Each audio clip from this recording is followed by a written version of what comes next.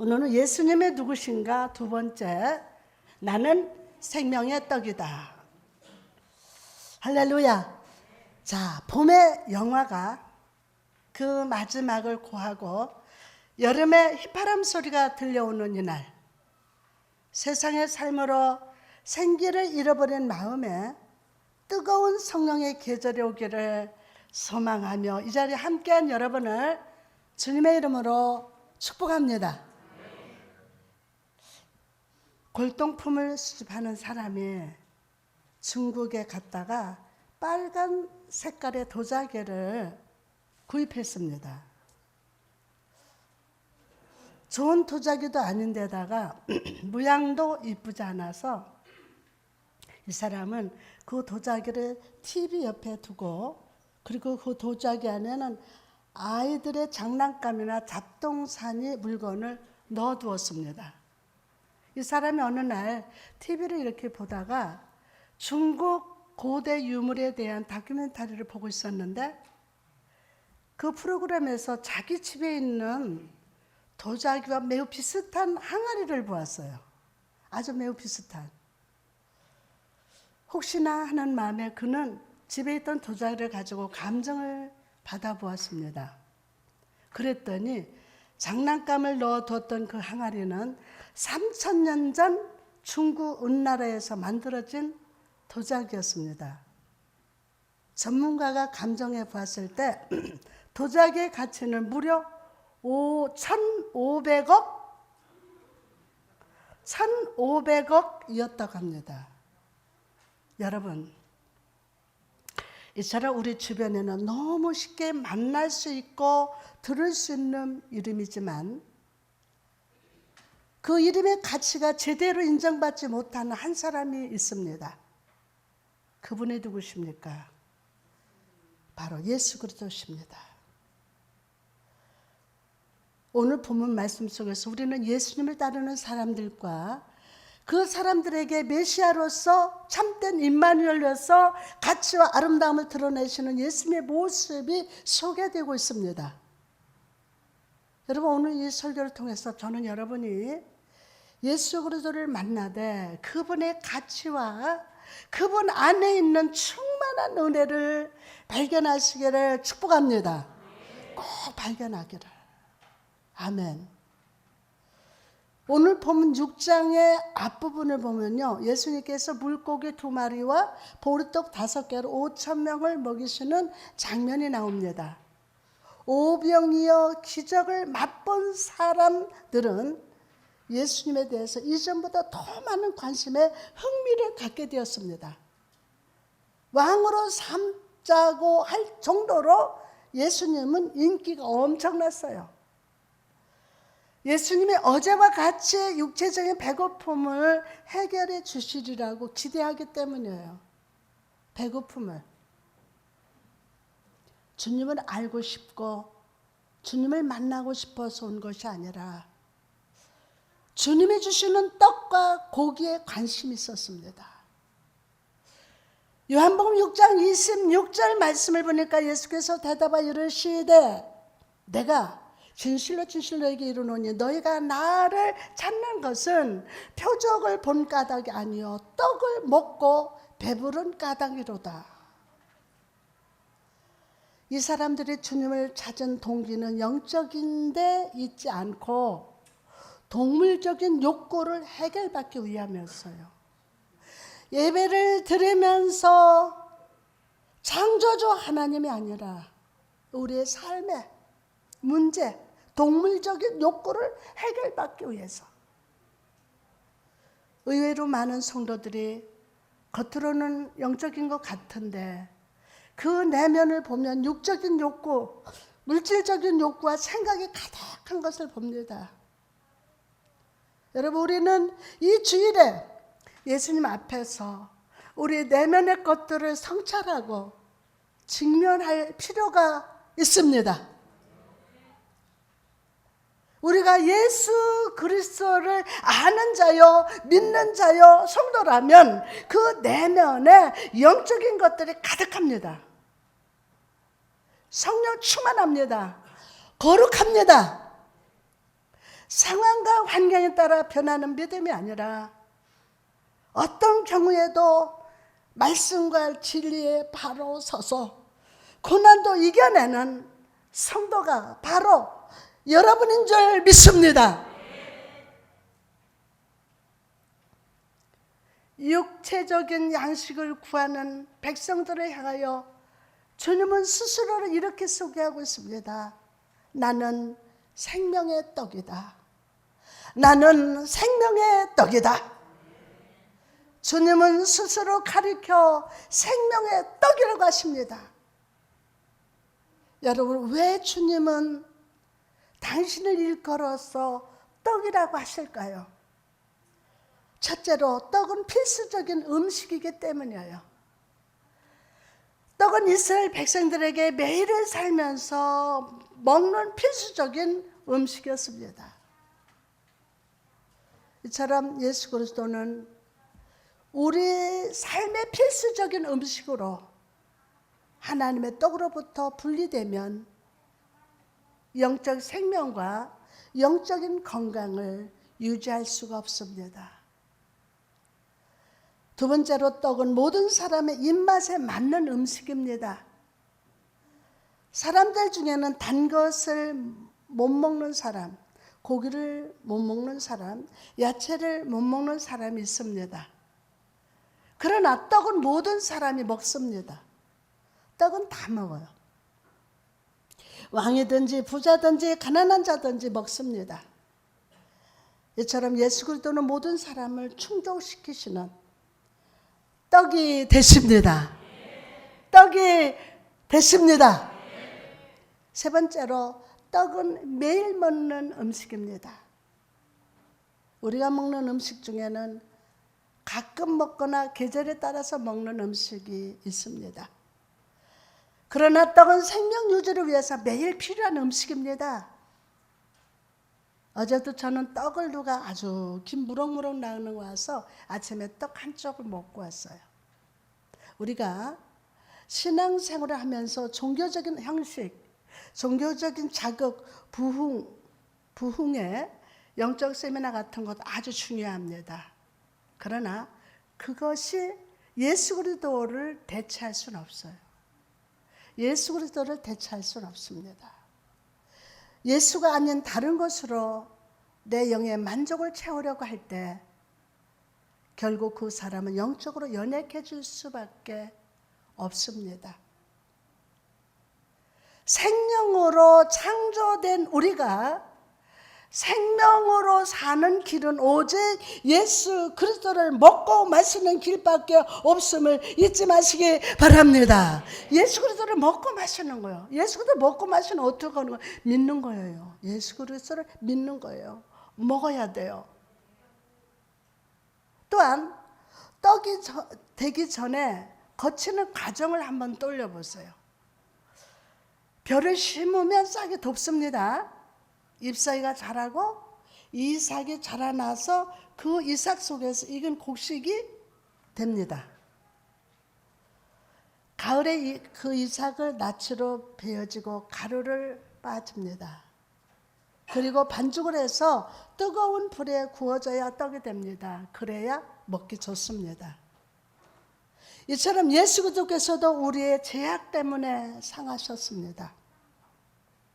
나의 죄를 위해서 심판을 받으시사 하나님의 거룩한 진노의 불을 견디셔야만 했습니다. 여러분, 예수님께서 우리의 생명이 떼어 주시기 위하여 십자가에서 피 흘리셨습니다. 우리의 생명이 되어 주시기 위하여 몸이 찢어지셨습니다. 죽으셨습니다. 그래서 생명이 되어 떡이 되어 주셨습니다. 오늘 이 떡을 먹읍시다. 아멘. 그의 영원하심과 풍족하심으로써 양식을 얻고 그분과 친밀한 교제를 굳게 유지하시기 바랍니다. 여러분, 생명이라는 것이 무엇입니까? 생명이 뭐예요? 죽음의 반대말이에요. 생명은 죽음의 반대말. 생명의 떡 대신 예수를 먹는 사람은 제일 먼저 내 삶에서 죽음의 그림자가 사라지는 것을 경험합니다. 죽음의 그림자가. 생명의 떡을 오늘 제대로 먹읍시다. 오늘 그럼 죽음의 그림자가 물러간다. 이게 죽음의 그림자. 죽음의 그림자는 생명의 빛이 비춰질 때 물러가요. 아멘. 그러면 그 그림자는 슬픔으로, 절망으로, 두려움으로, 질병으로, 죄인의 모습으로 우리의 생각과 마음과 영혼을 우는 사자처럼 삼키려 갑니다. 그러나 예수를 만나면 그 모든 죽음의 그림자가 사라지고 생명의 역사가 시작됩니다. 자, 그럼 이 생명떡 되시는 주님 앞에서 오늘 여러분이 해야 할 일이 무엇입니까? 저와 여러분이 해야 할 일. 자, 지금 여러분 앞에 이 생명의 떡이 있다고 자, 상상해 보십시오. 지금 막 쪄낸 떡이 김이 지금 모락모락 납니다. 그런데 그 떡을 두고 이 떡이 어떻게 생겼는지 살펴보고 떡이 내 인생에 어떤 의미가 있는지 생각하고 떡의 주 성분은 무엇인지 생각하는 사람이 있습니까? 맨날 이게 뭐가 들어갔을까? 성분은 뭘까? 이 떡이 어떻게 생겼고 이 떡을 먹으면 어떻게 되고. 여러분, 떡은 분석하기 위해 존재한 것이 아니라 먹으려고 앞에 있어요. 아멘. 분석하려고 여러분 앞에 있는 것이 아니라 먹으려고. 오늘 먹어야 돼요. 아멘. 예수 그리스도는 생명의 떡이십니다. 여러분은 예수에 대해 아는 자가 아니라 오늘도 임마누엘로 살아서 역사하시는 예수 그리스도 그분을 맛보고 경험하고 그분의 은혜와 구원을 힘입는 자가 되시기를 주의 이름으로 축원합니다. 그럼 생명의 떡 되시는 예수 그리스도를 먹는 자에게 임하는 그 축복이 무엇입니까? 그 축복. 예수께서 친히 말씀하십니다. 본문 35절에 내게 오는 자는 결코 줄이지 아니할 터요 나를 믿는 자는 영원히 목마르지 아니하니라. 아멘. 여러분, 코로나19라는 무서운 질병이 창궐한 이 시대에 살면서 우리는 세상의 명예, 물질, 권세, 사람이 우리에게 참된 만족을 주지 못함을 직면합니다. 직면해요. 이 질병 앞에서 우리는 세상이 주는 떡이 허무할 뿐이고 절망과 불행과 좌절과 두려움에서 우리를 구원해 줄 수 없음을 우리는 깨닫게 됩니다. 여러분, 우리는 이런 우리를 향해서 주님은 나는 생명의 떡이다 라고 선포하십니다. 나는 생명의 떡이다. 나는 생명의 떡이다. 주님이 선포하십니다. 선포하세요. 이사야 49장 10절에 보니까 그들이 줄이거나 목마르지 아니할 것이며 더위와 볕이 그들을 상하지 아니하리니 이는 그들을 궁일이 여기는 이가 그들을 이끌되 샘물 군원으로 인도할 것임이라. 아멘 합시다. 할렐루야. 여러분, 주님은 신실하셔서 성도를 궁일이 여겨주시고 도와주시기를 기뻐하십니다. 그분의 도우심의 손길은 지체되거나 지연되지 않습니다. 오늘 이 신실하신 하나님을 만나시기를 주님의 이름으로 축복합니다. 아멘. 이 신실하신 주님, 그분을 가리켜 바울은 이렇게 찬양을 합니다. 로마서 8장 31절에 만일 하나님이 우리를 위하시면 누가 우리를 대적하리요. 시작. 만일 하나님이 우리를 위하시면 누가 우리를 대적하리요. 아멘. 삶 속에서 우리는 나를 대적하는 수많은 세력들을 봅니다. 사람이 나를 대적하고 질병이 대적하고 불가능한 상황이 나를 대적하고 있습니다. 이단들이 대적하고 있습니다. 우리는 매일 이 대적들과 싸우면서 살고 있습니다. 영적 전쟁터에서 살고 있습니다. 그런데 바울은 우리에게 만일 하나님이 우리를 위하시면 누가 우리를 대적하겠습니까? 라고 묻습니다. 하나님이 우리를 위하시는데 누가 우리를 대적하겠습니까? 이 질문처럼 보이는 말씀 속에 바울은 확신을 담아 말합니다. 당신의 삶에 어떤 대적이 있어도 하나님이 함께 하시면 하나님이 역전하신다. 지금까지는 지는 것 같았으나 망하는 것 같았으나 죽을 돈 같았지만 하나님이 그 전세를 역전시키실 수 있음을 믿으시기 바랍니다. 지금까지는 다 안 좋았으나 좋아지게 될 겁니다. 하나님이 여러분을 위하시기 때문이에요. 딱 한 가지 여러분. 왜 빨리 부흥 안 돼요? 왜 병이 빨리 안 낫지? 우리 가정의 사업에 왜 빨리 안 되지? 하나님이 여러분의 영적 수준을 끌어올리실 때까지 여러분이 하나님을 진실로 믿을 때까지 아멘 안 오면 설교 안 와요. 아멘. 하나님을 하나님으로 믿을 때까지 아멘. 하나님은 여러분을 미워하시는 하나님이 아니에요. 여러분은 영적으로 살기를 원하세요. 하나님의 전화된 것 생각할 때에 할렐루야 찬송이 저절로 나네.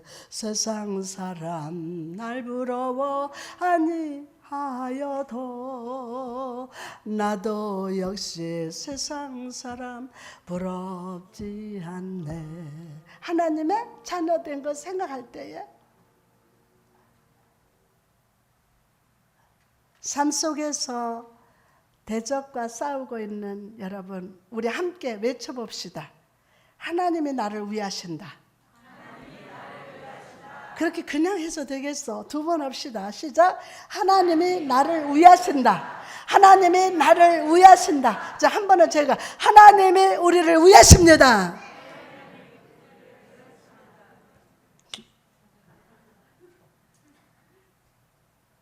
하나님 우리를 위하신다는 거야. 와, 그분이 정말 어려울 때 나를 위해 주셔서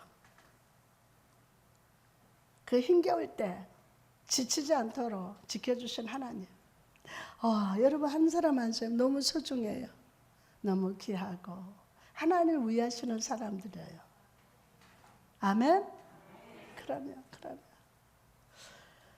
우주를 만드신 분이 온 세상 만물을 창조하신 분이 나를 지으신 분이 나를 위해 주신대요.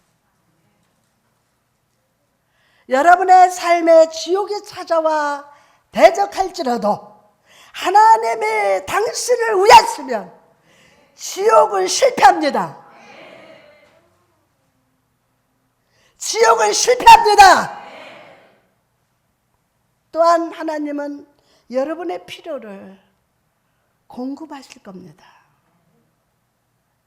로마서 8장 32절 말씀 보니까 자기 아들을 아끼지 아니하시고 우리 모든 사람을 위하여 내주신 이가 어찌 그 아들과 함께 모든 것을 우리에게 주시지 아니하겠느냐?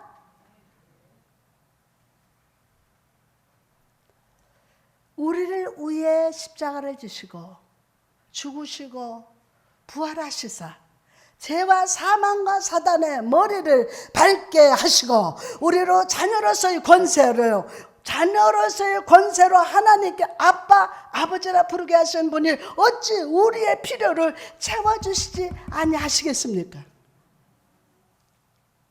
그런데 가만히 보면 많은 성도들이 염려하며 삽니다. 불안해하면서 삽니다. 돈을 힘들게 버는데 너무 빨리 새 나가서 염려합니다. 자녀가 속썩어서 염려합니다. 남편 아내 때문에 염려합니다. 와, 코로나 바이러스 때문에 두려워하고 죽을까 봐 두려워합니다. 하나님 입장에서 여러분과 저가 한번 생각해 보자고요. 누구 입장에서? 하나님 입장에서. 여러분 보고 매일 염려하며 살라고 예수님이 십자가 못 박았을까요? 매일 염려하고 불안하고 떨고 살라고 예수님이 십자가에서 못 박혔을까요? 죄와 사망의 골짜기에서 일어나서 걷고 뛰게 하신 분이 여러분 넘어지게 놔두실까요? 놔두실까요? 교회가 넘어지라고 망하라고 하나님이 놔두실까요? 더 귀한 일꾼들로 곳곳에 세워주시는 거예요. 여전히 불신으로 염려하는 자에게 주님이 말씀하십니다. 시편 91편 11절 말씀 보니까 그가 너를 위하여 그의 천사들을 명령하사 내 모든 길에서 너를 지키게 하심이라. 지키게 하심이라. 미국 시카고에서 살고 있던 가난한 호킨스는 주님께서 공급해 주신다는 좌우명을 가지고 살았습니다. 와, 주님께서 공급해 주신다. 이게 호킨슨의 좌우명이에요. 굉장한 시련이 왔을 때에도 그녀는 강한 믿음과 늘 웃는 모습으로 결코 잃지 않았습니다. 그녀에겐 항상 곁에서 돌봐줘야 할 정신박약 아들이 있었습니다. 그런데 그녀마저도 만성 관절염으로 병상에 눕게 되었어요. 이 소식을 들은 교회 청년들이 그녀를 병문안하기 위해서 그녀의 집에 갔을 때 그들은 그녀가 우울해하지 않는 것을 발견하고 깜짝 놀랐습니다. 깜짝 놀랐어요. 그들의 부인과 아드님께서는 앞으로 어떻게 하시겠습니까? 라고 물어보았습니다. 그러자 그녀는 평상시처럼 조용하고 확신에 찬 목소리로 생명의 떡 되시는 주님이 돌보아 주십니다.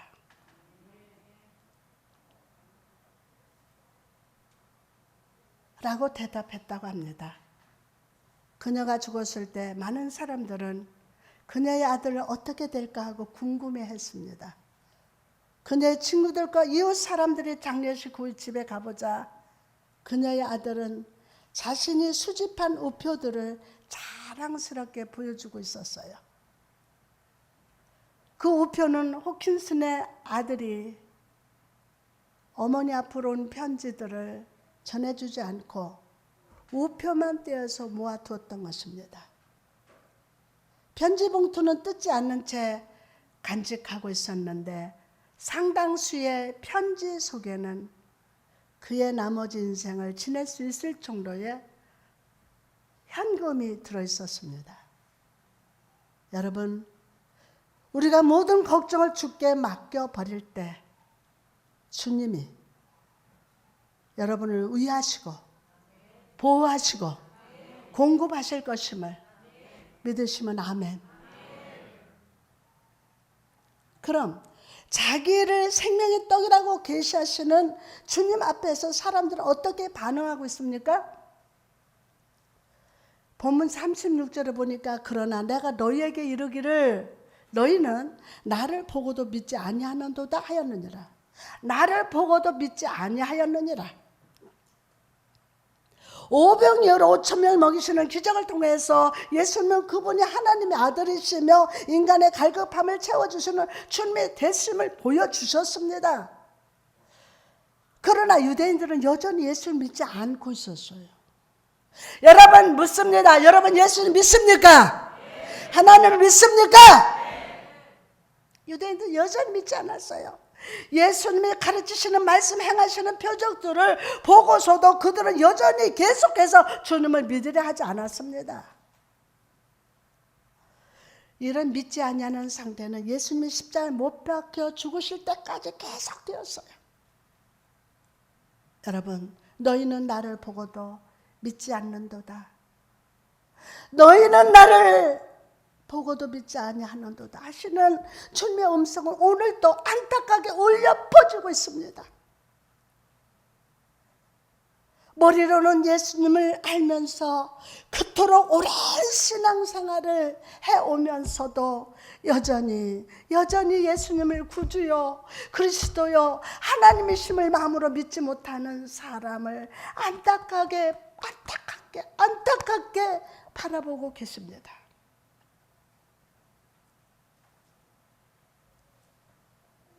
제가 예수님은 누구신가? 라는 주제로 설교를 하기로 작정한 이유도 여전히 머리로 믿고 마음으로 믿지 않는 성도들을 바라보시면서 안타까워하시는 주님의 마음을 느꼈기 때문입니다. 여러분, 믿음이 없이는 하나님을 기쁘시게 할 수가 없습니다. 여러분이 하나님 앞에 일을 하더라도 믿음으로 충성해야 될 줄 믿습니다. 세상 사람들도 구제하고요. 다 간도 떼주고 다 떼주고 다 해요. 얼마나 많이 하는데 아니야.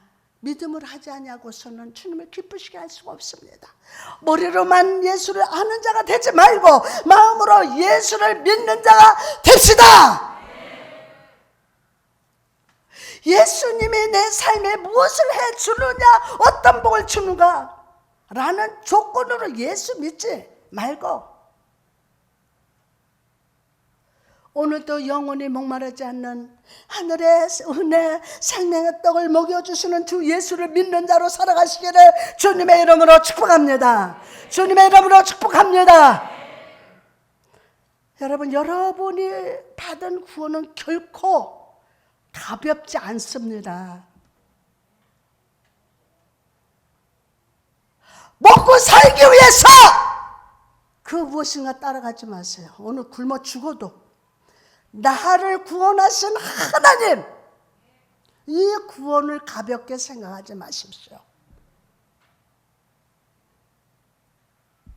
37절 말씀 보니까 아버지께서 내게 주시는 자는 다 내게로 올 것이요 내게로 오는 자는 내가 결코 내쫓지 아니하리라. 우리는 예수 믿게 된 것이 그냥 우연히 교회를 나가게 되었다거나 누군가의 전도를 통해서 된 것이라고 생각합니다. 그러나 예수님은 우리가 예수 믿게 된 것이 아버지 하나님의 선택하심 때문이었다고 말씀합니다. 한 사람 한 사람 하나님의 계획 속에 여러분을 선택하셔서 주님이 부르셔서 하나님의 자녀로 살며 오늘도 생명의 떡을 먹이시는 그분 앞에 아멘하며 예배하는 줄 믿습니다. 예배소서 1장 4절에 보니까 4절에서 5절 말씀은 곧 창세전에 그리스도 안에서 우리를 택하사 우리로 사랑 안에서 그 앞에 거룩하고 흠이 없게 하시려고 그 기쁘신 뜻대로 우리를 어떻게 해서 예정하사 예수 그리스도로 말미암아 자기 아들들이 되게 하셨으니. 여러분이 성도가 된 것은 태초에 천지가 지어지기 전부터 하나님의 마음에서 작정되고 계획하시고 예정된 것임을 믿으시고 감사하시기 바랍니다. 와, 어쩌다가 내가 하나님 앞에 이렇게 택하심을 받아서 너무 소중한 여러분, 참 축복하고 사랑합니다. 숫자가 문제가 아니야. 얼마나 소중한지 몰라. 얼마나 하나님의 사랑하는 자인지 몰라요. 하나님이 우리를 자녀로 선택하시기 작정하시기 때문에 우리는 예수 믿는 축복을 누리게 되었어요. 여러분, 예수 믿는 것은 결코 가볍게 생각하지 마십시오. 이것은 하나님의 선물이요, 특권이에요. 특별한 하나님의 축복임을 믿으시기 바랍니다. 본문 44절에 나를 보내신 아버지께서 이끌지 아니하시면 아무도 내게 올 수 없느니라. 아무도 올 수 없어요. 구원이 무엇입니까? 구원은 하나님께서 허락하신 것이요, 은혜를 베푸신 결과입니다. 하나님께서 은혜로 나를 초청하시려고 손을 내밀어 주셨기 때문에 구원을 받았음을 믿으시기 바랍니다. 그러면 구원의 역사에는 먼저 은혜의 손을 내미시는 하나님이 계시고, 또 그 은혜에 내미는 손에 믿음으로 응답하는 나의 손이 있습니다. 아멘. 은혜의 손을 내미시고, 아멘. 그 다음에 은혜에 내미는 손에 믿음으로 응답하는 사람 누구요? 내 손이야. 이렇게 딱 잡, 이게. 아멘. 주님의 오른손으로 내 오른손을 붙잡으신다고 어떻게 한다고 그랬어요? 뒤에서 나를 끌어안고 내 오른손을 잡아주시는 거예요. 그리고 예수 그리스도는 이 하나님의 손과 내 손을 맞잡을 수 있도록 중보하시는 주님이 되십니다. 아멘. 오늘 우리가 이 시간 예배 드리는 것도 내가 교회로 온 것이 아니라 예배의 자리로 인도하신 아버지의 이끄시는 손이 있었기 때문인 줄 믿습니다. 할렐루야. 거리가 문제가 아니야. 주님이 이끄시니까 오신 거예요. 은혜 더 주시려고, 복 주시려고, 생명떡을 먹이시려고. 아멘하고 먹읍시다. 어떤 사람은 고난 속에서 질병으로 고통받으면서 이 이끄시는 손을 붙잡습니다. 이끄시는 손을 붙잡아요. 그리고 그 손을 붙드는 자에게 예수 그리스도 오늘도 생명의 떡이 되어 주셔서 질병에서 구원하시고 사망의 그림자를 제하시며 매일매일 구원의 즐거움을 회복시켜 주심을 믿으시기 바랍니다. 여러분의 삶에 예수가 싸구려 도자기가 아니라 그리스도의 가치가 빛나기를 축원합니다. 그리고 여러분의 매일의 삶 속에서 이 생명의 떡을 맛보고 어둠의 그림자를 물리치며 아멘. 매일 은혜의 손을 내미시는 주님을 믿음으로 붙잡아 승리하는 매일을 살아가시기를 주님의 이름으로 축복합니다. 할렐루야.